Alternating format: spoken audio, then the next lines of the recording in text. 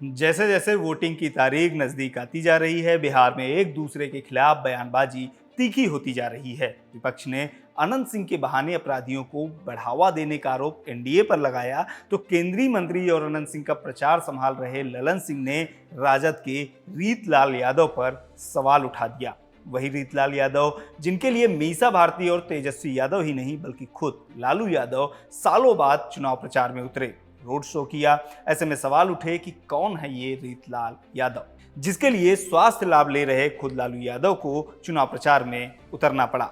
Election watch के इस episode में हम बात करेंगे इस पर विस्तार से। साथ ही आपको ये भी बताएंगे कि ललन सिंह ने मोकामा में ऐसा क्या कह दिया कि उन पर एफआईआर हो गई, जिसे पूरे विपक्ष ने मुद्दा बना लिया है।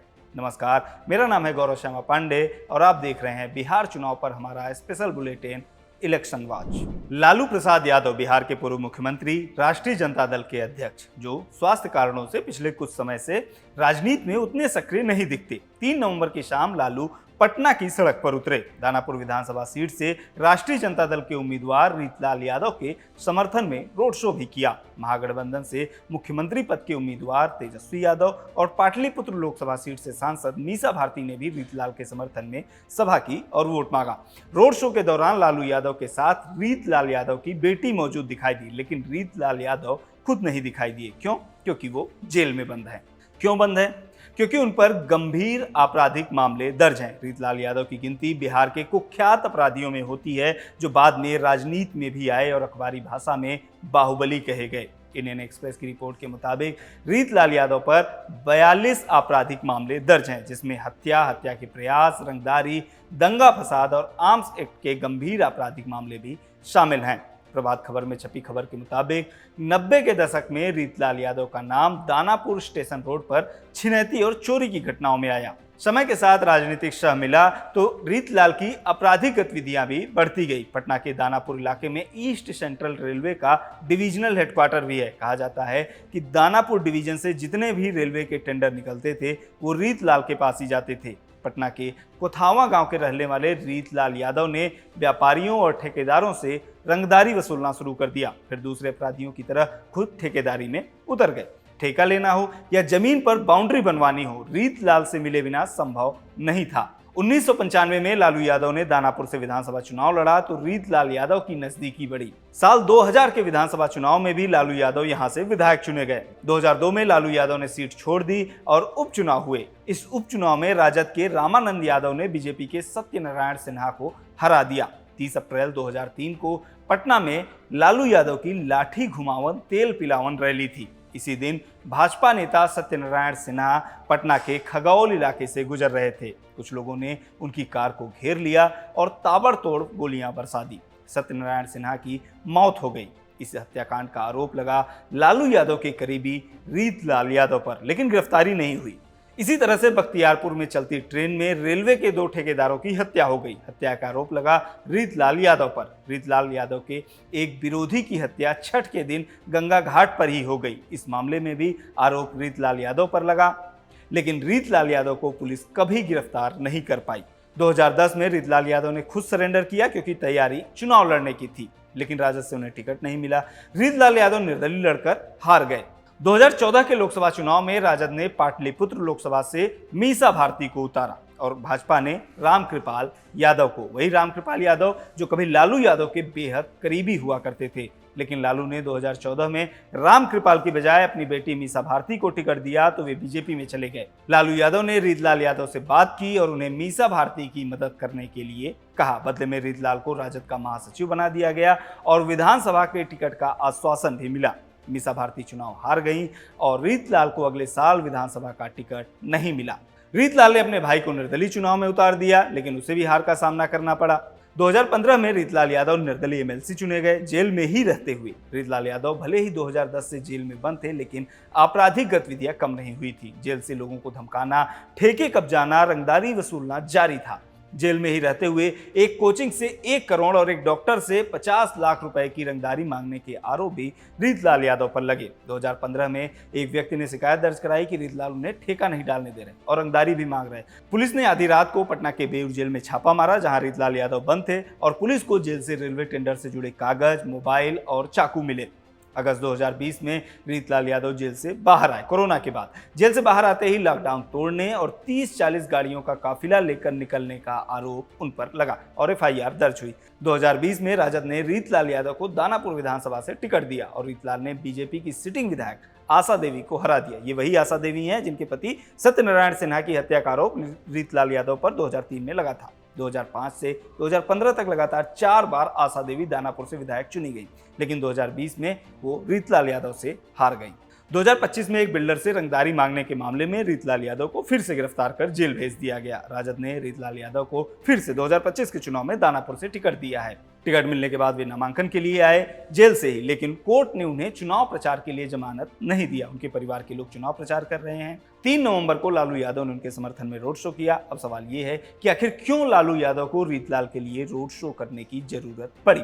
दरअसल दानापुर की सीट से लालू यादव की प्रतिष्ठा जुड़ी हुई है। लालू यादव खुद इस सीट से विधायक रहे हैं। मीसा भारती पाटलिपुत्र सीट से लोकसभा की सांसद हैं और दानापुर सीट इसी लोकसभा के अंतर्गत आती है। रीतलाल यादव लालू और मीसा दोनों की पसंद के उम्मीदवार हैं और जिन रामकृपाल यादव को भाजपा ने दानापुर विधानसभा से टिकट दिया है, लालू और मीसा उन्हें कोई मौका देना नहीं चाहते। कभी लालू यादव के बेहद करीबी रहे रामकृपाल ने 2014 और 2019 के लोकसभा चुनाव में मीसा भारती को पाटलिपुत्र लोकसभा सीट से हराया था। 2024 में मीसा भारती जीत दर्ज करने में सफल रहीं और लोकसभा पहुंची। दानापुर में करीब 22% यादव वोट हैं और लालू यादव किसी भी कीमत पर इन वोटों को रामकृपाल यादव के पाले में नहीं जाने देना चाहते, जो इलाके में मजबूत पकड़ रखते हैं। इसके अलावा रामकृपाल यादव के समर्थन में भाजपा ने भी पूरी ताकत लगा रखी है। यहाँ मुख्यमंत्री नीतीश कुमार, केंद्रीय गृह मंत्री अमित शाह, उत्तर प्रदेश के मुख्यमंत्री योगी आदित्यनाथ, दिल्ली की मुख्यमंत्री रेखा गुप्ता समेत कई बड़े नेता रामकृपाल के लिए वोट मांगने आ चुके हैं और रीतलाल यादव के आपराधिक इतिहास को मुद्दा भी बनाया गया है। मोकामा में दुलार चंद यादव की हत्या के बाद जब महागठबंधन ने अनंत सिंह का नाम लेकर एनडीए को घेरना शुरू किया तो सत्ताधारी गठबंधन ने पलटकर रीतलाल यादव पर सवाल पूछना शुरू कर दिया। मोकामा में अनंत सिंह के प्रचार की कमान संभाल रहे केंद्रीय मंत्री ललन सिंह से जब अनंत सिंह के आपराधिक इतिहास पर पत्रकारों ने सवाल पूछा तो उन्होंने पलटकर रीतलाल यादव का उदाहरण देना शुरू कर दिया।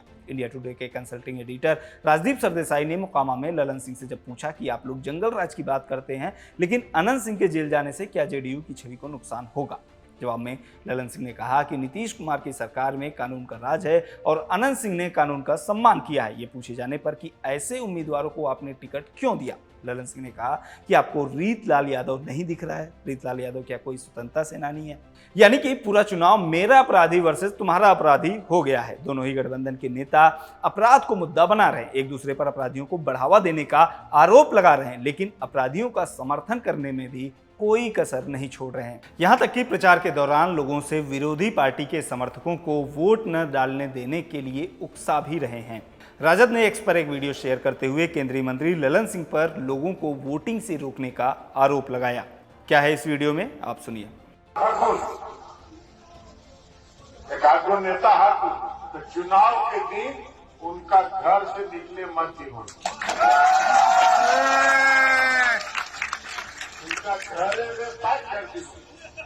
आप बहुत अगर हाथ जोड़ तक कही हो कि चला हमनी के साथ अपन वोट गिरावा और वहां के घर में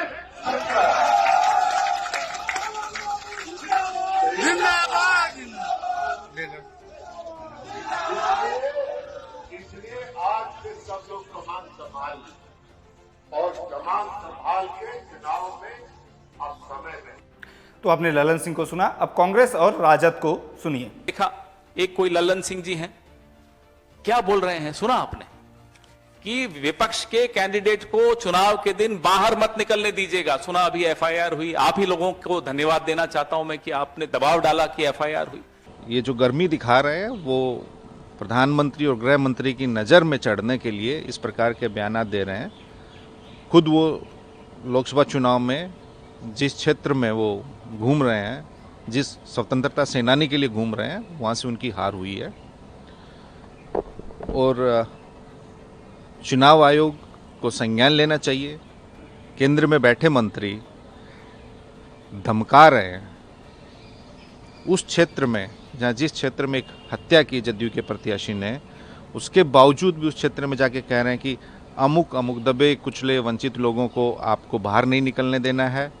अगर कोई हाथ पैर पड़े तो फिर उसको अपने साथ ले जाके वोट डलवाना मतलब छपवाना है। तो लोकतंत्र में ये नहीं चलता। चुनाव आयोग को अविलंब इस बात का संज्ञान लेकर कार्रवाई सुनिश्चित करनी चाहिए। आज प्रचार का अंतिम दिन है। हमारी तो मांग है कि एज सून एज पॉसिबल प्रचार करने पर प्रतिबंध लगाना चाहिए। हालांकि पटना जिला प्रशासन ने वीडियो के आधार पर केंद्रीय मंत्री ललन सिंह के खिलाफ आचार संहिता उल्लंघन का एफआईआर दर्ज कर लिया है। अपने ऑफिशियल हैंडल से पोस्ट शेयर करते हुए एक्स पर जानकारी दी कि जिला प्रशासन पटना द्वारा वीडियो निगरानी टीम के वीडियो फुटेज की जांच की गई। जांचोपरांत इस मामले में श्री ललन सिंह उर्फ श्री राजीव रंजन सिंह के विरुद्ध भारतीय नागरिक सुरक्षा संहिता एवं लोक प्रतिनिधित्व अधिनियम की सुसंगत धाराओं के तहत प्राथमिकी दर्ज की गई है। पटना में पहले चरण में वोटिंग होनी है और आज चुनाव प्रचार का दौर खत्म हो चुका है। इन बयानबाजियों और आरोप प्रत्यारोप का वोटिंग पर क्या असर पड़ेगा ये पता चलेगा 14 नवंबर को।